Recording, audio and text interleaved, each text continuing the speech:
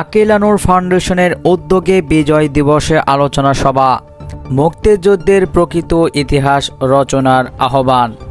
17 December বুধবার বিকেল 5টায় আকিল আনুর ফাউন্ডেশনের আয়োজনে বাংলাদেশের 54তম বিজয় দিবস উপলক্ষে ইলফোর্ডের কিংডম সলিসিটার্সের এক আলোচনা সভা ও দোয়া মাহফিলের আয়োজন করা হয়।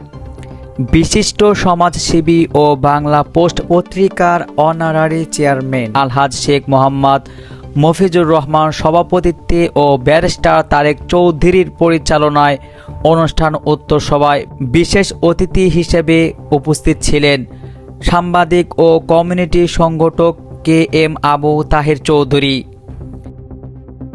বীর মুক্তিযোদ্ধা ও সাংবাদিক শেখ মোজাম্মেল হোসেন কামাল ও বর্ণবাদ বিরোধী আন্দোলনের নেতা আলহাজ রফিক উল্লাহ।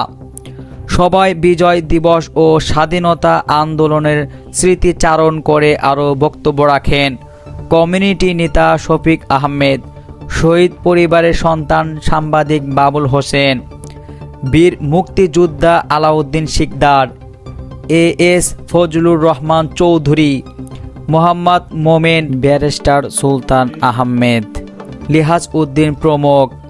শহীদ সন্তান সাংবাদিক বাবুল হোসেনের কাছ থেকে 71-এর তাদের পরিবারে বীরত্ব গাথার গল্প ও বীর মুক্তিযোদ্ধা শেখ মোজাম্মেল হোসেন কামালের কাছ থেকে রণাঙ্গনের সরাসরি পাক হানাদার বাহিনীর বিরুদ্ধে অপারেশনের ঘটনা শুনলেন উপস্থিত সিনিয়র সিটিজেনরা। জাতীয় সঙ্গীতের মাধ্যমে অনুষ্ঠান শুরু হয়।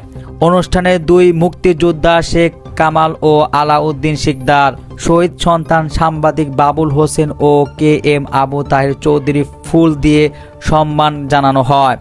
পরে বিজয় দিবস উপলক্ষে কেক কাটা হয় ও প্রীতিভোজের মাধ্যমে অনুষ্ঠান সমাপ্তি করা হয়। এর আগে 71-এর শহীদের মাগফিরাত এবং জীবিত মুক্তিযোদ্ধা দেশ ও জাতির কল্যাণে দোয়া করা হয়।